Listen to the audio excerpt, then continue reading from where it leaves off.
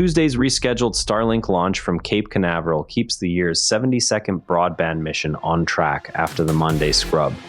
This is SpaceX Daily, episode 66. The Starlink 10-19 mission carries 29 satellites and is now targeted for 10:54 a.m. Eastern Daylight Time Tuesday from Pad 40 at Cape Canaveral Space Force Station. The Monday attempt was scrubbed, moving the flight to the next available window. This launch marks the 72nd Starlink flight of the year and supports ongoing broadband constellation growth. Direct-to-cell capabilities remain in development as the constellation expands. The effort continues the pattern of rapid iteration that has defined Starlink operations through changing orbital conditions. Meanwhile, the same first-stage booster returns for its 18th flight on the rescheduled attempt from the same Florida site. The booster has already completed 17 prior missions with no reported structural issues. Reusability continues lowering cost per flight through repeated grid fin and landing leg performance across ocean recoveries and return-to-launch site landings. Observers on X immediately highlighted the 18th flight as a new reuse record once the schedule shifted.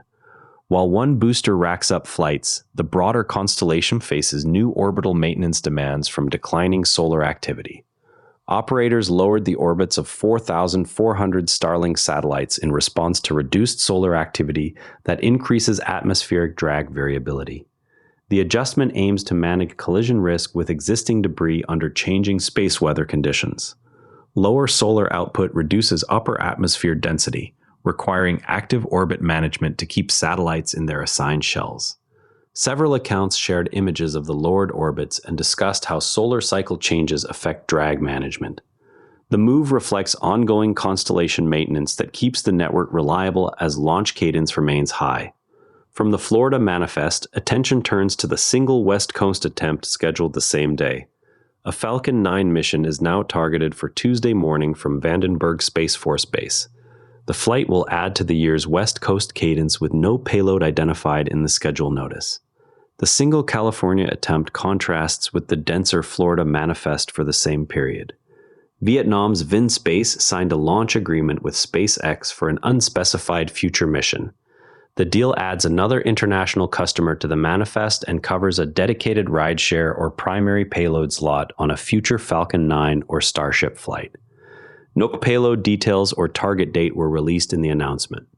Canada awarded a $2.3 billion space communications contract that includes SpaceX elements. The contract supports national secure communications needs, and the same briefing noted a temporary freeze on certain SpaceX rideshare opportunities. The freeze affects select multi-payload missions while priority national security slots remain open. Another government customer appears in the same week the Canadian contract surfaces. The failure of a Chinese Long March 7A rocket created an opening for additional Starlink missions this week. SpaceX plans multiple Starlink flights to fill the gap in global broadband coverage at both Florida and California sites. The Chinese setback shifts competitive launch cadence pressure onto Falcon 9 operations at both coasts. Watchers in Florida posted early morning tracking setups ahead of the planned Tuesday launch from Pad 40. While West Coast viewers shared Vandenberg pad imagery. One thing worth watching is SpaceX's proposed large rocket launch site on the Louisiana coast, which has drawn local backlash over land use and environmental impact. Residents and advocacy groups question the scale of the facility and its effects on coastal habitats. The plan would require extensive permitting and infrastructure work before any construction begins. On the AI front, SpaceX's pursuit of the $60 billion Cursor acquisition is advancing toward a close, with shares noted above IPO price in related coverage.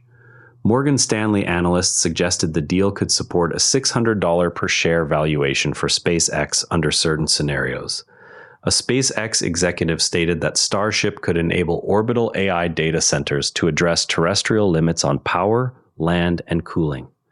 Cursor's head of talent described internal practices including private Slack channels and daily stand-ups that supported rapid product iteration ahead of the acquisition.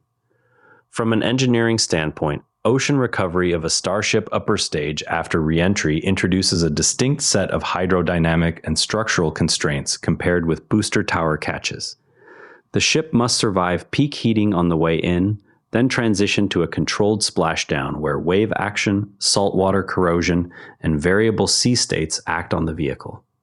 Unlike a booster that can use grid fins and landing legs for a precise vertical touchdown on a fixed structure, the ship lacks those features for water operations and must rely on its heat shield orientation and attitude control to keep the vehicle upright long enough for retrieval assets to arrive. The physics of buoyancy and wave-induced bending moments become first-order concerns once the vehicle is floating. Even small attitude errors can allow water ingress through any unsealed ports or damaged tiles. Retrieval vessels must therefore reach the site quickly while the stage remains intact, which is why the current Indian Ocean attempt is described as especially challenging. The Indian Ocean location adds distance and weather variability that increase the time between splashdown and crane lift onto a recovery ship. Saltwater exposure accelerates corrosion on any exposed metallic components or tile attachment points, shortening the window for data collection before structural degradation begins.